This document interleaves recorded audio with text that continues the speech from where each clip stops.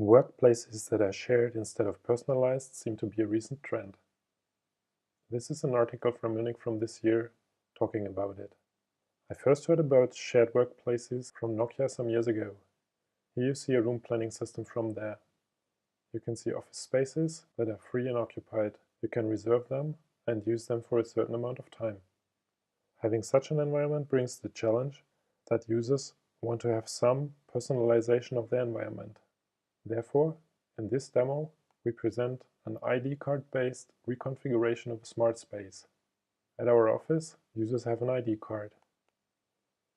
This card can be used to load a certain profile into a workspace whenever a user comes, or setting the room to a standby profile when the user leaves.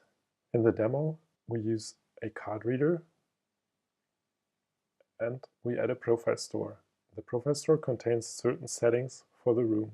On the left we see My Profile. We can control the alarm lights, the shutters, the computers, and the ceiling lights. On the right we see the second demo profile, where you see different settings. We also have the standby profile that sets the room into standby mode. The workflow of the demo is as follows. A user presents an ID card. The software looks in the store if there's a profile available for the ID, and if so, the profile is reflected to the room. If another card is presented, the other profile is reflected to the room. If a card is presented again, the room assumes all users left and sets the room into standby profile.